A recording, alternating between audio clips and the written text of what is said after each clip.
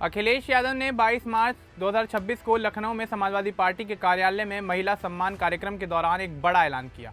उन्होंने कहा कि अगर 2027 में उत्तर प्रदेश में उनकी सरकार बनती है तो गरीब और वंचित महिलाओं को हर साल 40,000 रुपये दिए जाएंगे। सपा ने अपनी इस नई योजना का नाम नारी समृद्धि सम्मान योजना रखा है। साथ ही उन्होंने पुरानी समाजवादी पेंशन को भी फिर से शुरू करने की बात कही। अखिलेश ने महिलाओं को आर्थिक रूप से मजबूत बनाने और उन्हें सम्मान देने पर जोर दिया। उन्होंने बीजेपी सरकार पर कानून व्यवस्था खराब होने, महिलाओं की असुरक्षा और लखनऊ के ग्रीन कॉरिडोर जैसी परियोजनाओं पर भी निशाना साधा।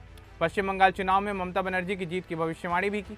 यह ऐलान 2027 के विधानसभा चुनाव से पहले महिला वोटरों को साधने की कोशिश माना जा रहा है। तो चलिए आगे बढ़ते हैं और विस्तार से बताते हैं आपको आखिर क्या है ये पूरा मामला। दरअसल उत्तर प्रदेश के आगामी विधानसभा चुनाव अगले साल यानी 2027 में होने वाले हैं, लेकिन सभी राजनीतिक पार्टियां पहले से ही यूपी विधानसभा चुनाव की तैयारियां शुरू कर चुकी हैं। पंचायत चुनाव भी आने वाले हैं, इसलिए सभी राजनीतिक पार्टियां महिला वोटरों पर खास ध्यान दे रही हैं। इसी क्रम में समाजवादी पार्टी के राष्ट्रीय अध्यक्ष अखिलेश यादव ने 22 मार्च 2026 को लखनऊ में एक बड़ा कदम उठाया। उस दिन सपा के लखनऊ स्थित मुख्य कार्यालय के सभागार में मूर्ति देवी मालती देवी महिला सम्मान समारोह आयोजित किया गया। इस कार्यक्रम में विभिन्न क्षेत्रों में अच्छा काम करने वाली 26 महिलाओं को सम्मानित किया गया। अखिलेश यादव और उनकी पत्नी डिंपल यादव भी इस कार्यक्रम में मौजूद थे। कार्यक्रम के दौरान अखिलेश यादव ने महिलाओं के लिए बनाई गई योजनाओं के बारे में बताया। उन्होंने कहा कि अगर 2027 में सपा की सरकार बनी तो नारी समृद्धि सम्मान योजना शुरू की जाएगी। इसके तहत गरीब परिवार की महिलाओं को हर साल 40,000 रुपये दिए जाएंगे। यह राशि सीधे उनके बैंक खाते में ट्रांसफर की जाएगी। अखिलेश यादव ने यह भी कहा कि पुरानी समाजवादी पेंशन योजना को फिर से शुरू किया जाएगा। पहले सपा सरकार में यह योजना चलाई गई थी जिसमें कमजोर वर्ग के लोगों को आर्थिक मदद मिलती थी। अब इसे महिलाओं पर खास फोकस करते हुए लागू किया जाएगा। उन्होंने बताया कि महिलाएं समाज का बहुत बड़ा और महत्वपूर्ण हिस्सा है। इन्हें आर्थिक रूप से मजबूत बनाने से पूरा परिवार और पूरा राज्य आगे बढ़ेगा। अखिलेश ने कहा कि उनकी पार्टी हर बच्ची, युवती और महिला को सामाजिक और आर्थिक सम्मान देगी ताकि वे अपने पैरों पर खड़ी हो सकें। कार्यक्रम में अखिलेश यादव ने पुरानी योजनाओं का भी जिक्र किया। उन्होंने कहा कि सपा की पिछली सरकार में रानी लक्ष्मीबाई योजना चलाई गई थी जिसमें बहादुर महिलाओं को सम्मान दिया जाता था। नई सरकार बनने पर ऐसी योजनाएं फिर शुरू की जाएंगी और नई योजनाएं भी लाई जाएंगी।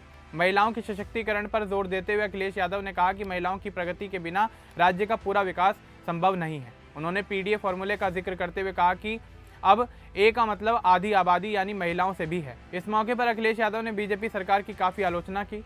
उन्होंने कानून व्यवस्था पर निशाना साधा और कहा कि अपराध बढ़ रहे हैं, खासकर महिलाएं असुरक्षित महसूस कर रही हैं। उन्होंने हाल ही की कुछ आपराधिक घटनाओं का हवाला दिया और कहा कि जब तक सरकार नहीं बदलेगी तब तक प्रदेश की स्थिति नहीं सुधरेगी।